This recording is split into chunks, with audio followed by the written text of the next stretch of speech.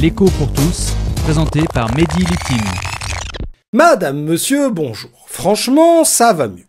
Et si vous ne le voyez pas au quotidien dans votre vie, c'est sans doute que vous regardez mal. Alors évidemment que ça va mieux, parce que plein de chiffres sur plein de trucs dans plein de tableaux sont en légère baisse. Et c'est le cas par exemple des déficits du budget de l'État. Alors soyez heureux, réjouissez-vous. Et qu'est-ce que ça peut changer pour vous concrètement là aujourd'hui en mieux? Rien, mais là n'est pas le problème. En effet, ça va mieux, c'est scientifique. Mais ça va mieux aussi parce qu'il y a des chiffres qui grimpent dans les tableaux.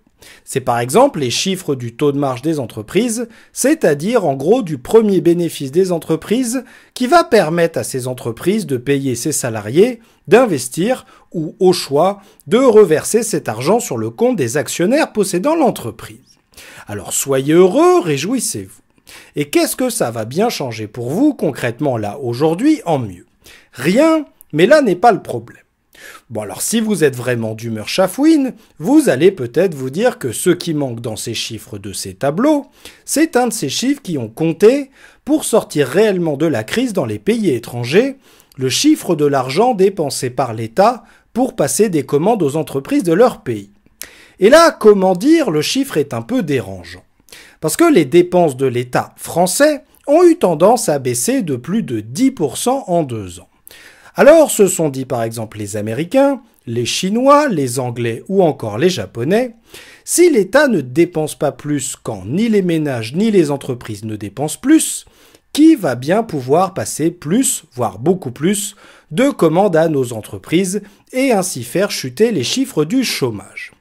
Eh bien ça ne peut être que l'État, et c'est la raison pour laquelle dans ces pays, l'État a dépensé énormément plus qu'en France. Et c'est aussi pour cette raison que les chiffres du chômage y ont fortement baissé. Alors non, pour de vrai, ça va mieux. Bon, il y a bien 3,5 millions de personnes officiellement au chômage en France, et sur ces 3,5 millions de personnes, plus d'1 million ne sont plus indemnisées et ne touchent plus rien. Soit.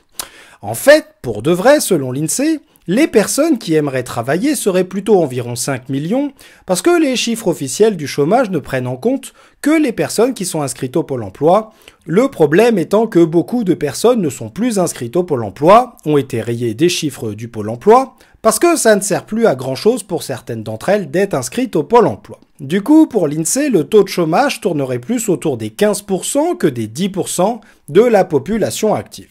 Soit.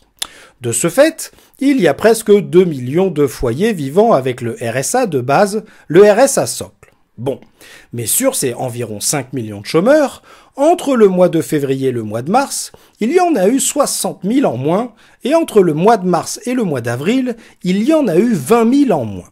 Si ça c'est pas que ça va mieux, mon vieux, c'est que vraiment t'as un problème dans tes yeux. Et ça va mieux comme si t'étais passé de 42 fièvres à 39,9. Ça va mieux comme si tu pesais 240 kilos en février, 237 en mars et 236 en avril. Et comme si à cette allure-là, t'allais retrouver la ligne en 2092 et que le taux de chômage allait être soutenable en 2034. Cependant, évidemment, je te le concède, le problème c'est que les prochaines élections présidentielles auront bien lieu en 2017 et pas en 2034, et que d'ici là, avec de tels taux de chômage depuis tellement longtemps, les tensions sociales risquent bien encore de s'aggraver. L'écho pour tous, une chronique écrite et présentée par Mehdi Litim sur Marmite FM 88.4.